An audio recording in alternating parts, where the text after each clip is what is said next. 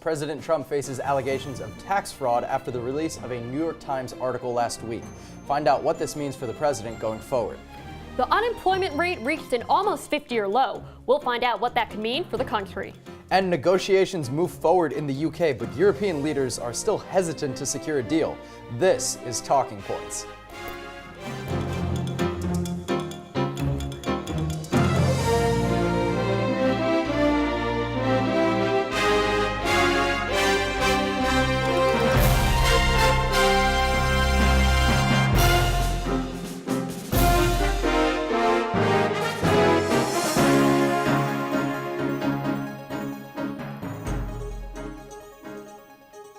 Supreme Court nominee Brett Kavanaugh is now Associate Justice of the Supreme Court. Brett Kavanaugh.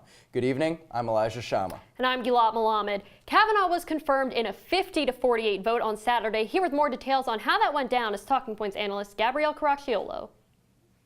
Thanks, guys. That's right. Saturday's confirmation of Brett Kavanaugh ensured a conservative majority on the Supreme Court for years to come.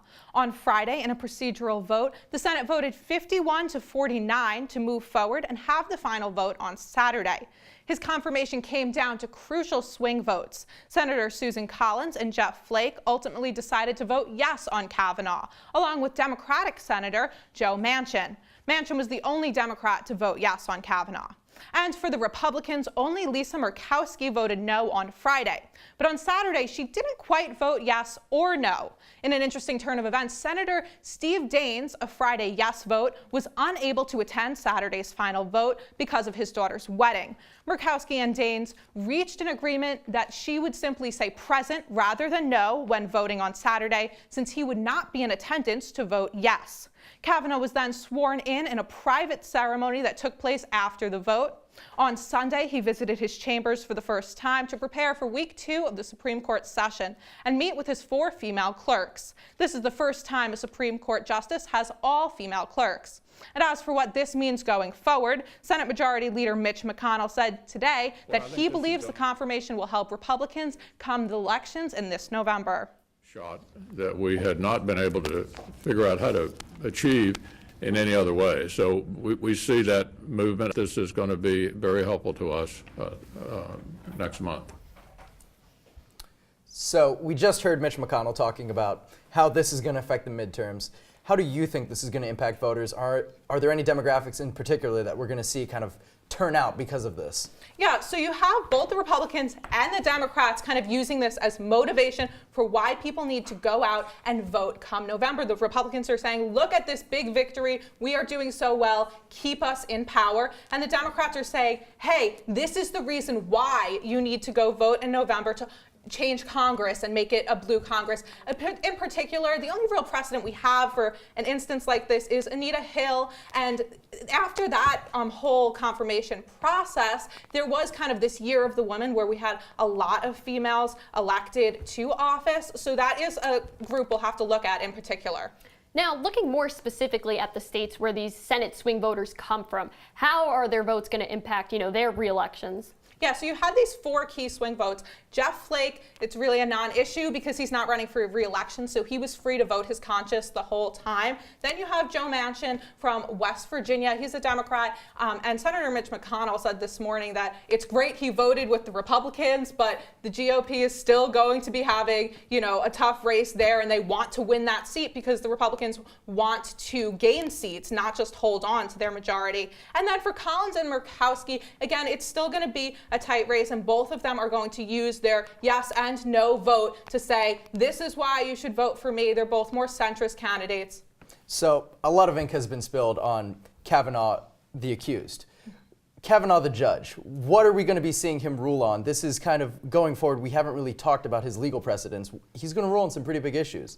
What can we expect? Yeah, a big issue that a lot of people are talking about is abortion. Now, he was very cautious during his hearing to say, well, Roe v. Wade did set precedent, But we do know that President Trump was looking to appoint a pro-life justice, and we do believe that if that were to come before the Supreme Court, he would vote on the pro-life side rather than the pro-abortion side. Another big issue is guns. He has a very solid position in favor of the Second Amendment, and that we've seen a lot during his time as a judge. Gabrielle, thank you for following this from the beginning. New York Times investigation released last week alleges that President Donald Trump took part in several financial crimes in the 1990s, including tax fraud and tax evasion. Our Talking Points analyst Jack Watson is here to break it all down. Jack?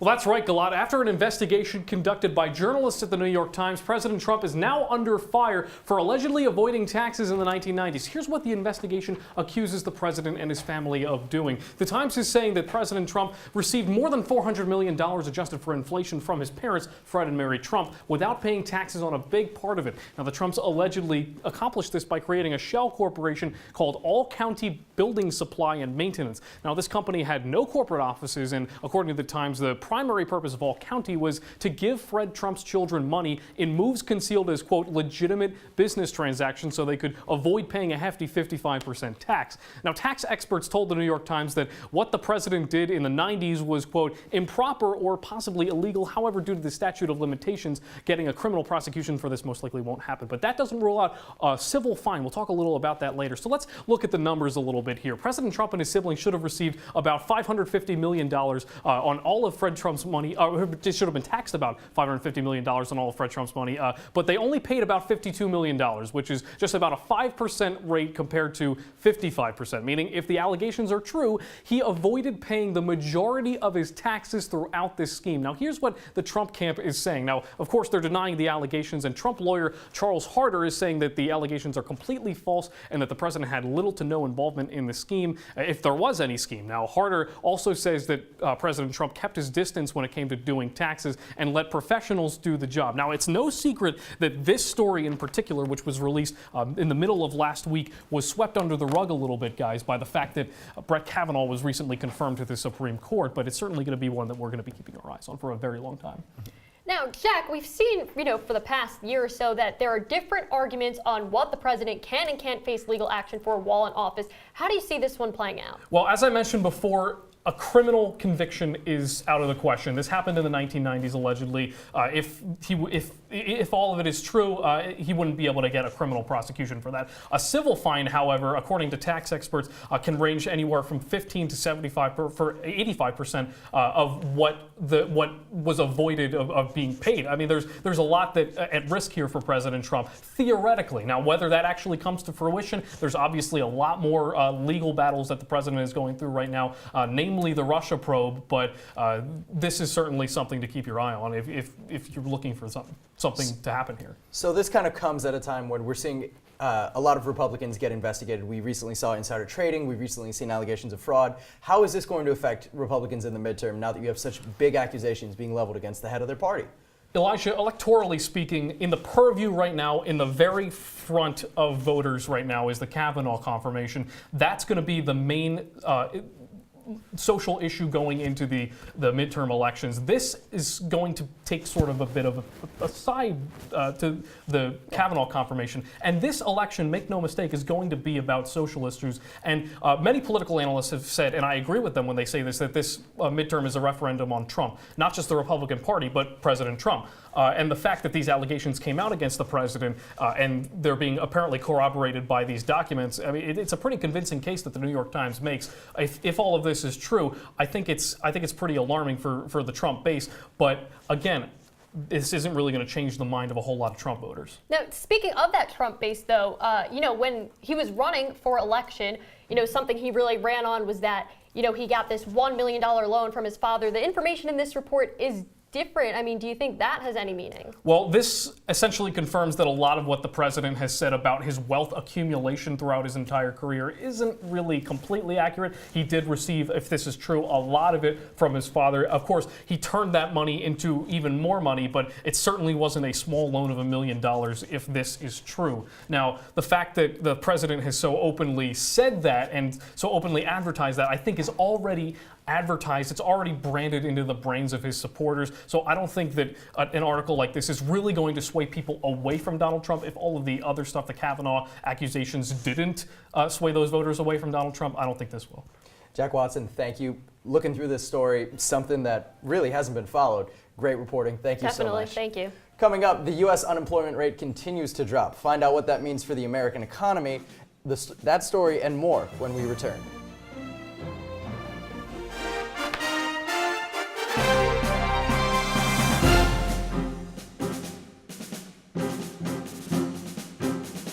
Well, Thomas, you've got pre-diabetes. But with more exercise and a change in diet, it can be reversed. I've tried exercising. It just makes me hungry for bacon. I love bacon, too. And who really likes to exercise? Not me. Me neither. Nobody.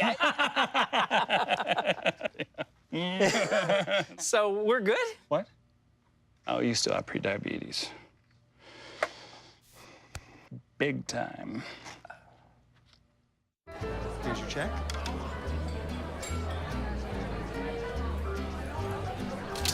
Oh, you got it. You know, since I got rid of my car, I really enjoy walking. Okay. Got it. No. Getting pulled over for buzz driving could cost you around $10,000 in fines, legal fees, and increased insurance rates. Oh, you're home early.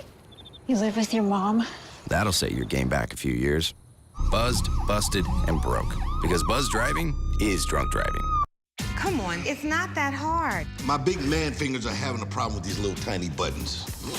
Whoa, watch it there. Your blood pressure's gonna go through the roof. Tell me about it. I'm trying to learn how to get it down. Instead, it keeps going up. High blood pressure can increase the risk for heart attack or stroke. Learn how to keep yours at a healthy range. Ever hear a voice command?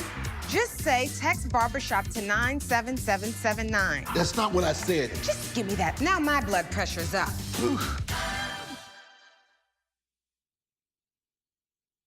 I see you mobbing over her. Let's go. Let's mob. Let's crawl.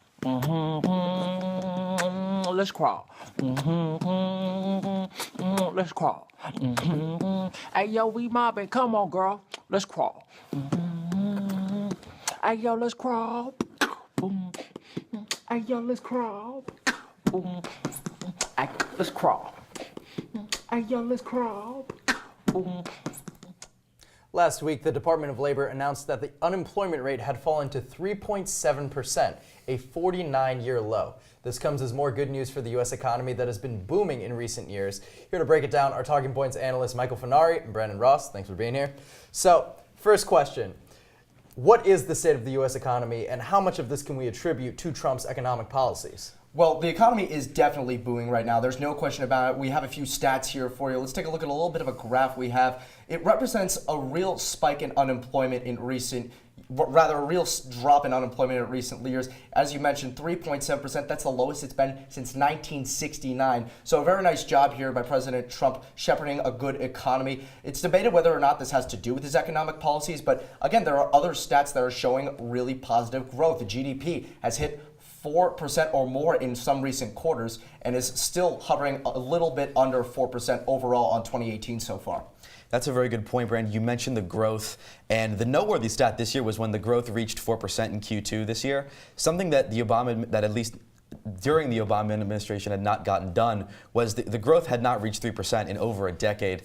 And I think what we're seeing right now is that we're kind of in a transitional period. So since the 2008 crash, obviously it was so devastating to the economy. There was the debt crisis in 2011. I think what we're seeing right now is we're starting to head back into a boom period and we're starting to grow again. And we saw that paralleled with the Federal Reserve, where they kept interest rates very, very low for years and years. And what we're starting to see now is that the Federal Reserve is probably going to start raising the interest rates again.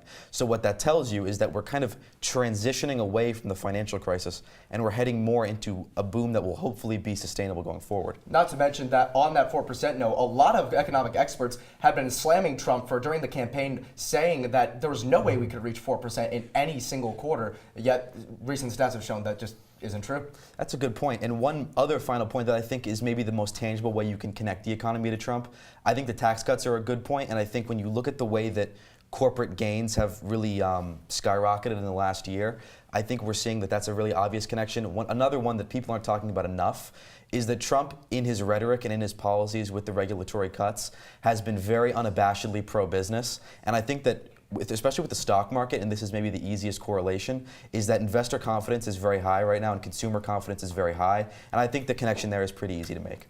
And now, so that's, that's the national trends. But here, looking at central New York, is that on par with these national trends we're seeing, or is there anything different going on? Central New York currently is lagging a little bit behind the rest of the country. Now, over the last 20 years, and this is not just because of the financial crisis, over the last 20 years, Central New York has had a bit of a rough time because it's so prolific with regards to manufacturing and because that's such an important part of the economy.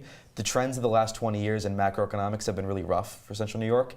And I think that now we're seeing growth numbers rise, we're seeing unemployment fall, but it's not to the same degree, and I think that's largely because of why. Another point is, don't forget, there are a lot of merchant wholesalers in upstate New York and in central New York as well, and that could really take a bit of a hit if these tariffs really go into effect, and that could have some problems with the industry upstate. So we always hear the president gets blamed for oil prices, war, and the economy. So how is the economy going to help or hurt moving forward come midterm season? Well, I think voters are really high on the economy right now. A recent poll showed 3 in 4 Americans approve of the economy, and one of the 2 biggest issues that voters believe will sway their vote this year is the economy. This is going to be a very important part of the vote, and it'll probably be a good gauge as to where independents lean on Election Day. Brandon mentioned, the 3 big issues right now for voters poll-wise are healthcare, the economy, and immigration in that order. Now, I'm a little more skeptical, at least for this election cycle. Now, typically in midterms, the more partisan voters and the more intense and angry voters typically come out. And I think that often kind of reduces midterms to more of kind of the cultural war issues and the partisan issues. So I think that's something that maybe doesn't bode as well for the Republicans. These races are more about turnout and less about appealing to independents the way a general election is in like a presidential year. So I think that that's something that doesn't necessarily bode well for Trump, because I think that we're seeing a lot of anger right now, and maybe the economy is in the back of a lot of those partisan voters' mind. All right. Thank you, guys. That was a great segment. Yeah, thank you. The Department of Justice and the internet industry are both suing the state of California over its new net neutrality law. The 2 lawsuits were each filed just days after the California net neutrality bill was signed into law. Talking Points analyst Gabrielle Caracciolo is here to break down the law and its lawsuits. Thanks, guys. The debate over how the internet is or is not regulated has manifested itself in a new California law that is drawing some praise, some criticism, and 2 lawsuits. Let's start by taking a look at a timeline of these events. Back in 2015, the Obama administration enacted regulations to the internet. Then in 2017, the Trump administration ordered these regulations to be repealed. That order took effect in June of this year. On Sunday, September 30th, California Governor Jerry Brown signed what is considered to be the strictest net neutrality law in the United States. Just hours later, the DOJ filed a lawsuit against the state. The suit alleges that California is, quote, attempting to subvert the federal government's deregulatory approach. Then a second lawsuit was filed against the state. This one was by a trade group which represents many broadband companies. But what even is net neutrality? Well, net neutrality is the idea that internet service providers should allow access to all content and applications online, regardless of their source. The principle advocates that service providers should neither favor nor block any websites, products, or content so that all online content can remain freely and easily accessible to all. The California law makes it illegal for internet service providers to restrict, slow down, or speed up access to content. This means companies cannot speed up access to their own streaming site and slow down access to competitors. The biggest supporters of this law are consumer advocacy groups and small businesses. Then on the other side of the table, you have a Republican-led federal government that's opposed to regulation laws. Their biggest argument is that individual states cannot pass these laws because internet services extend beyond state borders. Supporters on the government side are some of those internet providers who are also suing and who are arguing that the law will raise internet prices. Now, going forward, experts say that it's possible we could see this case make it all the way up to the Supreme Court. And if California wins, it's likely that other states will use this law as a model for their own. And coming up, British politicians continue to debate Brexit as Theresa May looks to secure a deal. That and more after the break.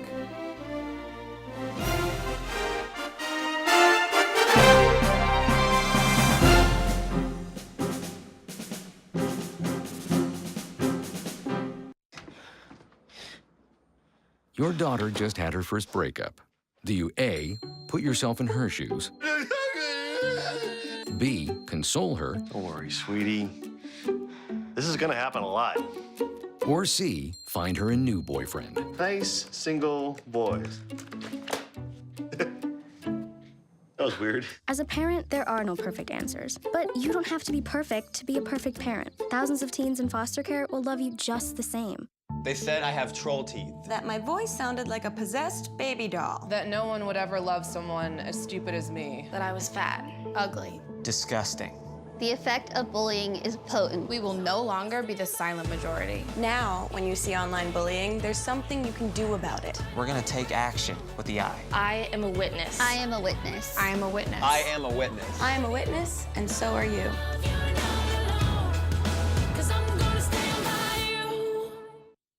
Every time I hear the alarm bell go off in school, I think it's an air raid. A lot of houses in our neighborhood have been destroyed. I like to close my ears and sing songs whenever the bombs come close. I'm worried our new neighbors won't like us. But I know it's all gonna be worth it. I just want my family to be safe. But these are not my words. These are not my words. These are not my words.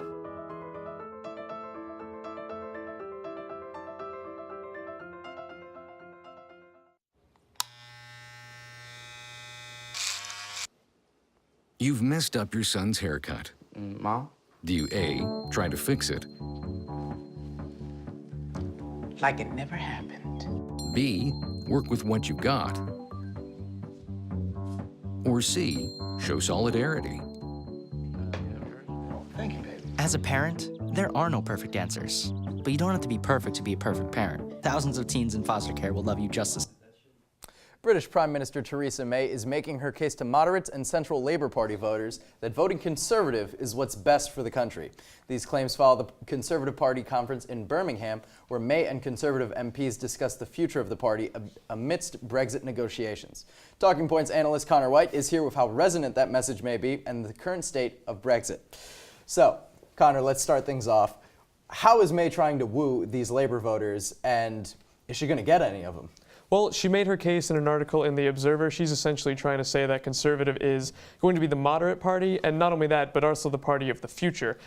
She started that off by sort of attacking Labour to begin with, attacking some of the flaws in the opposition party. She's saying that Corbyn is not an effective leader. He hasn't effectively dealt with some of the problems that Labour has faced, such as a rise of anti-Semitism in the party, as well as not really reacting strongly enough to some of the more international problems that Britain has faced. But not only that, she's not just pointing to some of the more negative things, she's also looking to bring in some of the more positive things that the Conservatives have been able to do, or are trying to do, at least. They're trying to end austerity, which is a huge housing and economic problem that Britain has faced since 2008, and they're also looking to bring it home on Brexit, and that deal has to be reached by March of next year. So Jeremy Corbyn, obviously probably not too happy about those criticisms. How has Labour responded to Theresa May's claim that they are the party of the future? Well, we haven't heard specifically from Jeremy Corbyn yet, but we did hear from Shadow Chancellor John McDonnell, who is a very close ally of Corbyn and another Labour Party leader. He went on television this past weekend, and he essentially said that this is just a mark of desperation for May. She knows that she doesn't have any support within her own party, and even went so far as to say that Tory MPs are going to set up a coup for her position. So I want to focus on that. So Theresa May is facing possible rebellion from her own party. Is now really the time to be reaching out to another party's voters when her own party seems kind of unsure about her? Well, there's sort of two ways to look at that. In one way, a recent poll from The Observer actually shows that a lot of voters see her as a strong leader. They put her ahead of people like Boris Johnson and Jeremy Corbyn. However, as we've both said now, there are MPs within the Conservative Party that are looking to take her position. They don't think that she's going to be able to make it until 2022 or really much longer after Brexit. So you have some people like you have Tory MPs, like Boris Johnson, James Duddridge.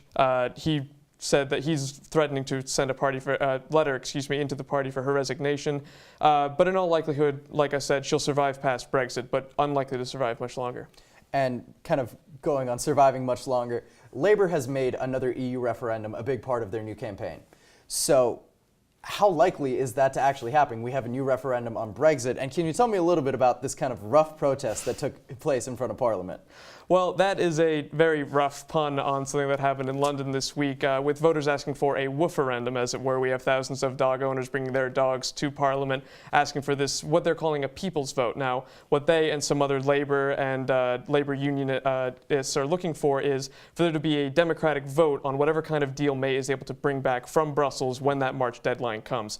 The likelihood of that isn't too strong. We have Jeremy Corbyn himself not really throwing his weight behind that, nor is Prime Minister Theresa May. So it's really a toss-up to see whether a second referendum could happen. I'm sure everyone in Europe is anxiously watching to see whether or not that's going to happen. Conor Wight, thank you. Thank you. Election day is just 4 weeks away. Chances are, if you've lived in New York, even if it's just been for 4 weeks, you know who Governor Andrew Cuomo is, but you might be less familiar with his Republican challenger and Dutchess County executive, Marc Molinaro. Today is actually Molinaro's birthday. He turns 43 years old, and age is something closely connected to his political career. He got his start in politics in 1994 at just 18 years old as a member of the Village of Tivoli board. A year later, at age 19, Molinaro was elected the mayor of Tivoli. This made him the youngest mayor in the United States. He would stay in that role for 2 decades before heading to Albany as the assemblyman for the 103rd District. 5 years later, in 2011, Molinaro was elected Dutchess County executive. He was 36 years old, making him the youngest county executive in Dutchess County history. Now, this is where Dutchess County is. It's about 2 hours north from the Hudson. It's home to Tivoli and a relatively large number of people. It has 250,000 residents. Now, 2 of Molinaro's bigger initiatives as county executive were Think Differently and For Our Future. Think Differently is a push to make Dutchess County more accessible for people with special needs, and For Our Future is an economic investment plan that emphasizes tourism and business. In April, Molinaro returned to where it all began, Tivoli, New York, and announced his campaign for governor. One of the biggest focal points of his campaign is cutting taxes. Molinaro says he'll cut property taxes by 30% over 5 years. In his first 2 years as county executive, Molinaro raised property taxes by about 2% each year, but he has cut them ever since. When it comes to health care, Molinaro wants the state to take over Medicaid costs from the individual counties. He says this will help pay for his tax plan. On the issue of guns, he wants to do away with the SAFE Act Cuomo passed in 2013. And on immigration, Molinaro does not support passing a sanctuary state bill, a measure that passed the Assembly but died in the Senate. In order to achieve these goals, though, the county executive would need to pull off an upset. Last week, Siena College polls had him losing by 22 points in the statewide race. But as you see in the NYC area and the suburbs, Cuomo has a huge lead. But then when you head to the upstate, the race is pretty tight. One thing's for sure, though, we know what Molinaro wished for on his birthday today. And coming up, Elijah and I will be looking ahead to a story of a murdered journalist from the Washington Post. Don't go away.